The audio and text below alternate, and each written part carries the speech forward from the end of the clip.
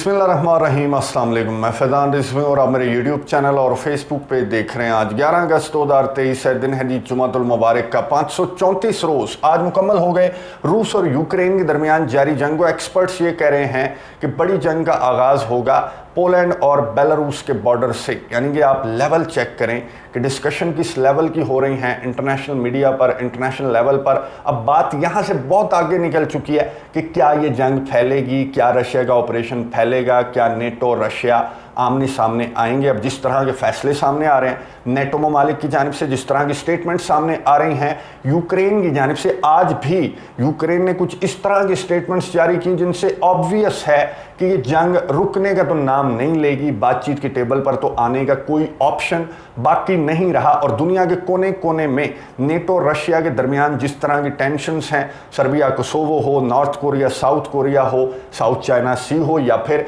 निजेर का जो मामला है वहाँ पर भी हमने देखा कि बहुत ज़्यादा नेटो और रशिया के दरमियान टेंशन्स आए हैं। तो ये बात तो ऑब्वियस हो गई कि जंग फैलेगी, एक बड़ी जंग में कन्वर्ट होगी। और इसी पर इंटरनेशनल लेवल पर इसी पर डिस्कशंस चल रही हैं और एक्सपर्ट्स ये कह रहे हैं कि उन्हें ये लगता है कि पोलैंड और बेलारूस का बॉर्डर, गुज़िश्ता रोज़ जो पोलैंड की जानिब से फैसला सामने आया कि वो एडिशनल 10,000 फौजी बेलारूस के साथ अपने बॉर्डर पर तैनात करने वाला है, इस फैसले के तनाज़र में ये डिस्कशंस चल रही हैं इंटरनेशनल मीडिया पर कि पोलैंड और बेलारूस का बॉर्डर वो मकाम होगा जहाँ से ये जंग एक बड़ी जंग में कन्वर्ट होगी। और दूसरा, जर्मनी का जो फैसला है वो इस जंग को एक बड़ी जंग में कन्वर्ट करने के लिए काफ़ी है। आज जर्मनी की जानिब से जो फैसला सामने आया, मेरे ख्याल में वो फैसला बाइस बनेगा इस जंग को एक बड़ी जंग में कन्वर्ट करने का। और रशिया का बहुत सख्त रद्द-ए-अमल जर्मनी के इस फैसले पर सामने आने वाला है। जर्मनी का फैसला भी आपके साथ शेयर करूंगा। दो इंपॉर्टेंट फैसले यूक्रेन के सदर वोलोदिमीर ज़ेलेंस्की ने भी सुनाए हैं, बहुत इंपॉर्टेंट फैसले हैं, वो भी आपके सामने रख दूंगा। सबसे पहले बात कर लेते हैं मैदान जंग की। क्विकली चलूंगा मैं क्योंकि बहुत ज़्यादा अपडेट्स हैं और अब ये मामला मैदान जंग से कुछ आगे निकल चुका है। तो मैदान जंग पर स्किम स्कैन करके मैं बात करूंगा और फिर आगे जो बड़ी डिस्कशंस चल रही हैं इस जंग के बॉर्डर से आगे, यूक्रेन के बॉर्डर से आगे जो बातें चल रही हैं उन पर डिटेल के साथ बात करेंगे। आज एक मरतबा फिर से यूक्रेन ने मॉस्को को, रशिया के दारुल हुकूमत को टारगेट करने की कोशिश की। एक ड्रोन हमला, रशिया के डिफेंस मिनिस्ट्री के तर्जमान ने कहा कि यूक्रेन की जानिब से एक ड्रोन भेजा गया था रशिया के दारुल हुकूमत पर और उस ड्रोन को हमने मार गिराया। ना सिर्फ रशिया के दारुल हुकूमत बल्कि ब्रियांस्क रीजन जो रशिया का बॉर्डरिंग रीजन है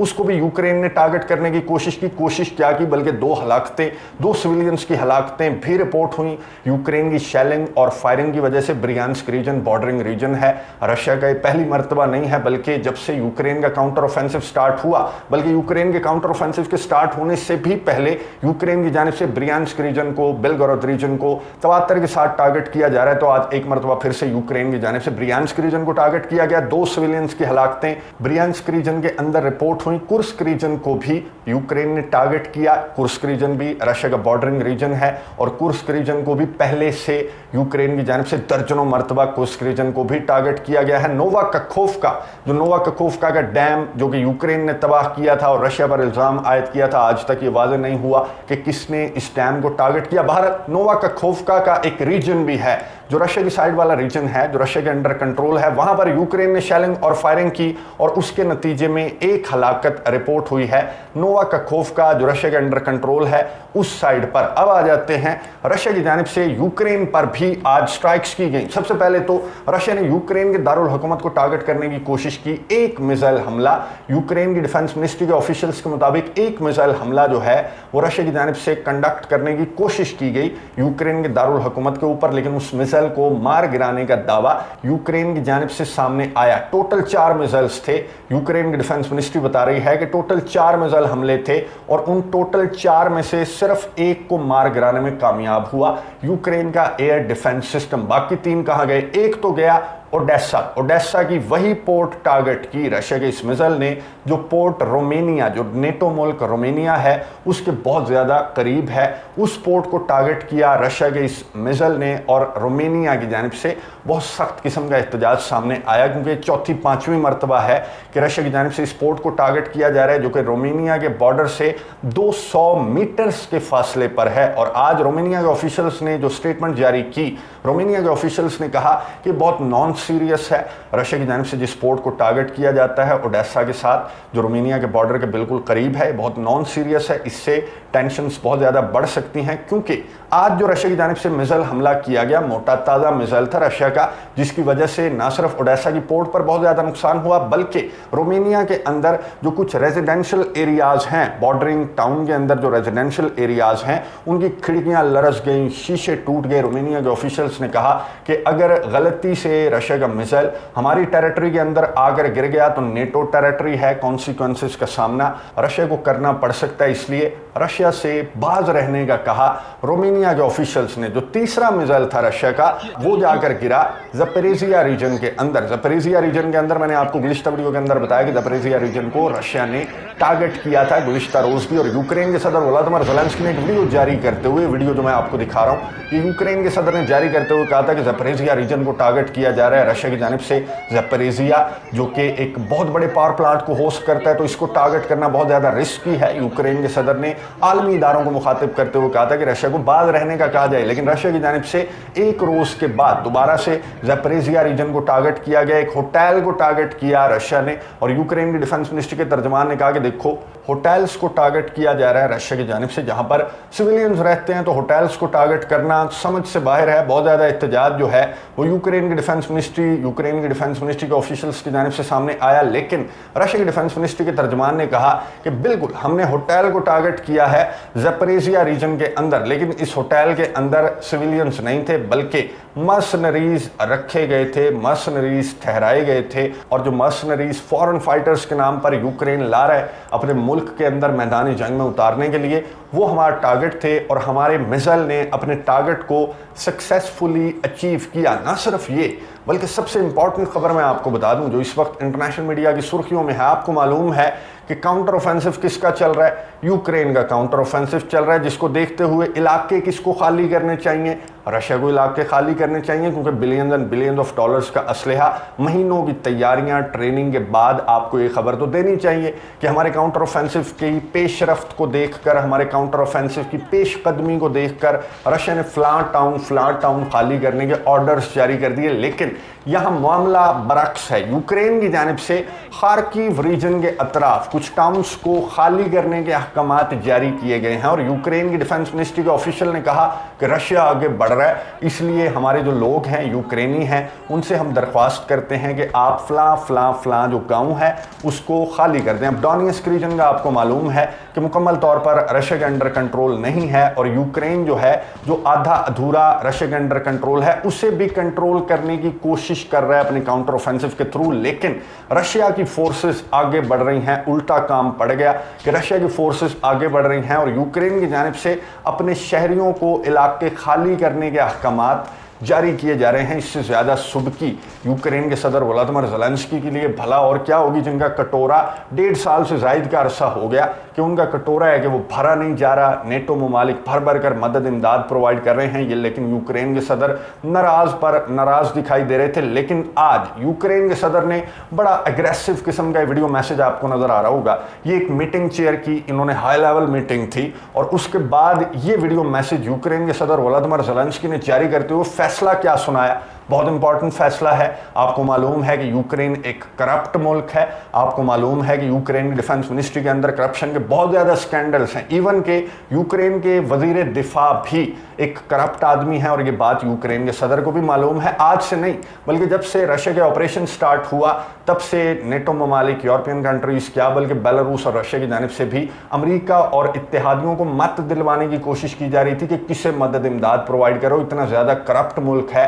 कि तुम्हारा असलहा डार्क वेब पर जाकर बिक रहा है, तुम्हारा असलहा दहशत गर्दों के हाथों में पहुंच जाएगा। तो थोड़ा सा एहतियात करो, मॉनिटर करो अपने असलहे को। और यूक्रेन के सदर को नेटो ममालिक, यूरोपियन कंट्रीज़ की जानिब से 1.5 साल हो गया कि यूक्रेन के सदर से रिक्वेस्ट की जा रही थी कि करप्शन को देखो अपने मुल्क के अंदर। अब 1.5 साल के बाद यूक्रेन के सदर को ख्याल आया कि हाँ, करप्शन तो है और इस करप्शन को मैं जड़ से उखाड़ कर फेंकूंगा। अब यूक्रेन के सदर ने फैसला क्या किया, आप हैरान हो जाएंगे सुनकर। यूक्रेन के सदर ने अपने तमाम रीजनल मिलिट्री हेड्स को फारग कर दिया। तमाम के तमाम यूक्रेन के तमाम मिलिट्री हेड्स को फारग कर दिया गया, जो कि असले गोले बारूद को डील कर रहे थे, या फिर जो फौजियों को भर्ती करने में जो हेड्स थे इन्वॉल्व मिलिट्री के, उन तमाम के तमाम को फारिग कर दिया, क्योंकि तमाम के तमाम करप्ट थे। ना सिर्फ ये, बल्कि इंटरनेशनल मीडिया पर अब ये खबरें गर्दिश कर रही हैं कि अगला नंबर यूक्रेन के वजीर दिफा का है, जो कि करप्ट हैं, पूरी दुनिया को मालूम है। लेकिन इन्हें आखिरी मौका दिया था यूक्रेन के सदर व्लादिमीर ज़ेलेंस्की ने। अब मेरा ख्याल है कि आखिरी मौका मिलने के बाद भी ये यूक्रेन के वजीर दिफा अपनी हरकतों से बाज नहीं आए, तो हो सकता है कि आने वाले चंद घंटों के बाद यूक्रेन के वजीर दिफा को फारिग करने का फैसला भी यूक्रेन के सदर की जानिब से सामने आ जाए। ये सिचुएशन मैंने आपको बता दी कि यूक्रेन अपने शहरियों को कह रहा है कि इलाके खाली करो, रशिया आगे बढ़ रहा है, ऐसा लग रहा है जैसे रशिया का काउंटर ऑफेंसिव चल रहा है और यूक्रेन अपने इलाके खाली करवा रहा है। फिर यूक्रेन के सदर व्लादिमीर ज़ेलेंस्की का फैसला 1.5 साल के बाद ये पता लगा कि सारे ही करप्ट थे, including Ukraine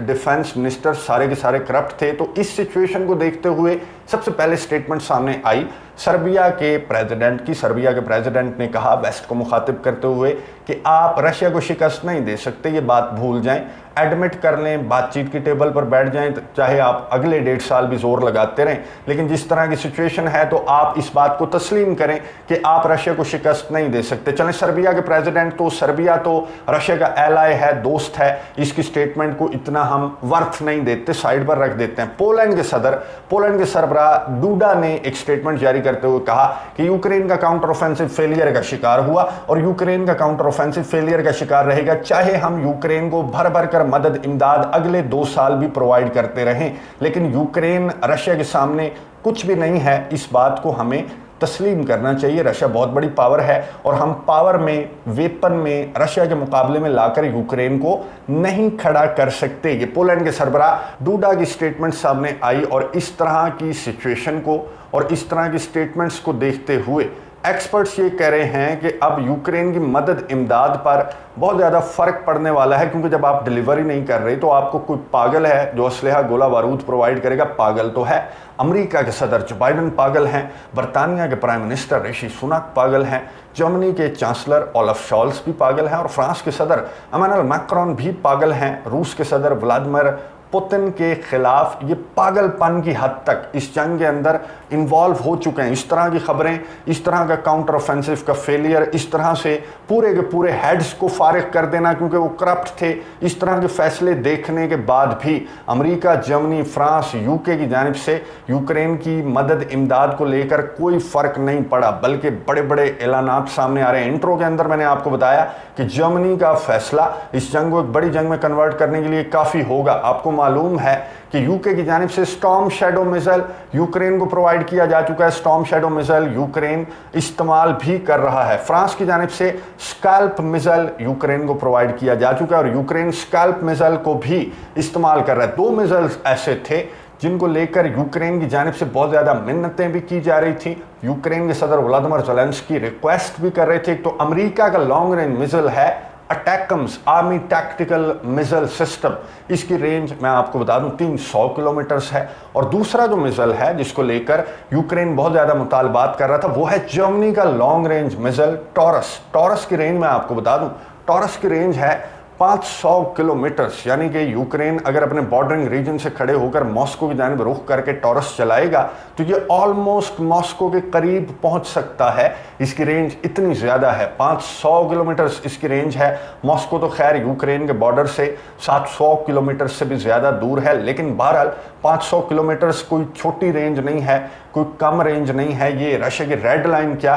extreme red line को भी क्रॉस करने के मुतरादिफ है जर्मनी का ये फैसला, जो कि अब जर्मनी की जानिब से, अमेरिका की जानिब से फैसला रिपोर्ट्स की सूरत में सामने आ चुका है कि इन दोनों ने सर जोड़े। जैसे टैंक्स के लिए इन्होंने सर जोड़े थे कि लेपर्ड मैं तब दूंगा जब तुम एब्राम्स दोगे, जर्मनी ने अमेरिका को कहा था। इसी तरह जर्मनी ने अब अमेरिका को दोबारा से कहा कि मैं टॉरस तब दूंगा जब तुम अटैकम्स दोगे। अमेरिका के सदर जो बाइडन ने कहा कि ठीक है, मैं मंजूर है मुझे मुतालबा, मैं अटैकम्स देता हूं, तुम टॉरस यूक्रेन को प्रोवाइड करो जिसकी रेंज 500 किलोमीटर से ज़्यादा है। अब ये जो टॉरस है ये जब मैदान जंग के अंदर आएगा, यूक्रेन के हाथ लगेगा, यूक्रेन इसे चलाएगा, तो रशिया जवाब में फूल तो नहीं बरसाएगा यूक्रेन के ऊपर। रशिया की जानिब से बहुत ज़्यादा सख्त किस्म का रद्द-ए-अमल सामने आने वाला है। ऑलरेडी रशिया के दारुल हुकूमत के ऊपर, क्राइमिया के ऊपर, रशिया के बॉर्डरिंग रीजन इंटेलिजेंस के ऊपर आए रोज यूक्रेन के हमले रिपोर्ट हो रहे हैं, और इसके बाद अब ये अटैकम्स भी पहुंच गया, टॉरस भी पहुंच गया,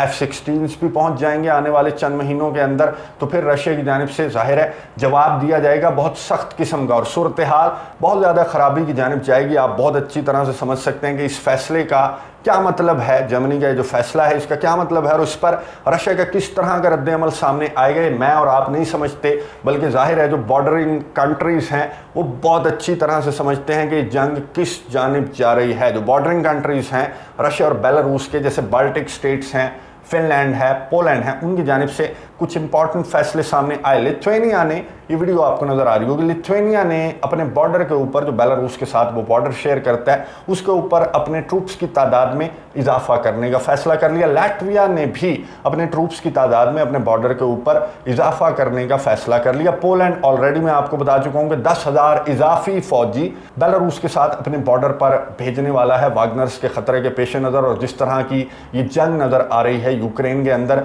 अब ये जंग फैल सकती है। इस वजह से जो ममालिक हैं वो अपने बॉर्डर्स को मजबूत कर रहे हैं। बेलारूस के सरबराह अलेक्जेंडर लुकाशेंको ने पोलैंड के फैसले पर रद्द अमल का इजहार करते हुए कहा कि इंटरनेशनल मीडिया के अंदर जो डिस्कशंस चल रही हैं कि एक बड़ी जंग का आगाज़ हमारे बॉर्डर से, पोलैंड और बेलारूस के बॉर्डर से होगा, तो इसको देखते हुए हम पोलैंड को ये बता देना चाहते हैं कि बेलारूस के चाहे रशिया के साथ अच्छे ताल्लुकात हों, लेकिन बेलारूस अपने पड़ोसियों के साथ अपने ताल्लुकात को मेंटेन रखना चाहता है, कदर की निगाह से देखता है, और इन ताल्लुकात को इस तरह के फैसलों से ख़राब ना किया जाए। हम वेस्ट के साथ भी अच्छे ताल्लुकात रखने के ख्वाह हैं और रशिया के साथ भी हम अच्छे ताल्लुकात रखने के ख्वाह हैं। तो आप अपने फैसले पर नज़रसानी करें। जो आपने 10,000 एडिशनल फ़ौजी भेजने का फ़ैसला किया, ये बेसलेस है, समझ से बाहर है, टेंशन्स इससे बढ़ेंगी। इसके अलावा आपके फ़ौजियों का बेलारूस के साथ अपनी सरहद पर मौजूद होने का कोई फ़ायदा नहीं होगा, बल्कि टेंशन्स और ज़्यादा बढ़ेंगी। तो अपने फ़ैसले पर नज़रसानी करें। बेलारूस के सरबराह अलेक्जेंडर लुकाशेंको, जो पुतिन के बहुत क्लोजेस्ट एलाय हैं, बेलारूस के सरबराह की जानिब से अभी गुज़िश्ता दिनों जब व्लादिमीर पुतिन से इनकी मुलाकात हुई, तो वही बंदा है जो पोलैंड को और बॉर्डरिंग कंट्रीज़ को मुखातिब करते हुए थोड़ा सा डरा भी रहे थे, मजाक मजाक में हंसते मुस्कुराते कह रहे थे कि अगर पोलैंड इस तरह के फ़ैसले करता रहा तो मैं 400-500 वागनर फाइटर्स को पोलैंड के अंदर भेज दूंगा। मैं बहुत मुश्किल से उन्हें कंट्रोल कर रहा हूँ, वो बहुत ज़्यादा ज़िद कर रहे हैं कि उन्होंने पोलैंड जाना है, मैं उन्हें घूमने फिरने के लिए पोलैंड भेज दूंगा। इस तरह की बातें अलेक्जेंडर लुकाशेंको की जानिब से की जा रही थी, जिन्होंने आज पोलैंड की जानिब एक दोस्ती का हाथ बढ़ाया। अब अलेक्जेंडर लुकाशेंको की स्टेटमेंट का भी डुअल मीनिंग है, क्योंकि आपने जाहिर है एक दफ़ा जब जंग बढ़ गई या जंग लग गई तो आप ये तो कहने के काबिल होंगे कि मैंने तो कोशिश की थी कि मामला ठंडे हो जाएं, लेकिन पोलैंड नहीं माना, तो फिर हमें मजबूरन जो है वो इकदामात उठाने पड़े। लेकिन मैं आपको ये बता दूं कि बेलारूस के सरबराह को परेशान होने की कोई ज़रूरत नहीं है, और बेलारूस के सरबराह परेशान नहीं है, क्योंकि बेलारूस की और रशिया की ही ये इंटेलिजेंस है कि पोलैंड अपने बॉर्डर पर अपने ट्रूप्स की तादाद में इजाफा क्यों कर रहा है। क्योंकि पोलैंड सिचुएशन देख रहा है। आपको मैंने सिचुएशन बता दी, जो सिचुएशन मैदान जंग के अंदर है, जिस तरह के फैसले जर्मनी, अमेरिका, बरतानिया, फ्रांस, नेटो ममालिक की जानिब से सामने आ रहे हैं, टॉरस, F-16, भारी असलहा, गोला बारूद, यूक्रेन की नाकामियों को देखते हुए भी ये ठान चुके हैं कि इन्होंने व्लादिमीर पुतिन को शिकस्त देनी है, क्योंकि व्लादिमीर पुतिन ने इनकी डिक्टेटरशिप को टक्कर दी है आकर। जो पूरी दुनिया पर ये बिला शिरकत गैर हुकूमत करने के ख्वाब देखते हैं, उन्हें आकर एक अकेले बंदे ने टक्कर दी है। तो ये भी ठान चुके हैं कि इन एनी केस हमने रशिया को शिकस्त ज़रूर देना है। और दूसरी जानिब यूक्रेन, जो भोला भाला यूक्रेन है, रशिया ने आज एक स्टेटमेंट जारी करते हुए कहा कि वेस्ट तब तक बातचीत की टेबल पर नहीं बैठने देगा यूक्रेन को जब तक कि आखिरी यूक्रेनी नहीं मर जाता। और यूक्रेन के जो फॉरेन मिनिस्टर हैं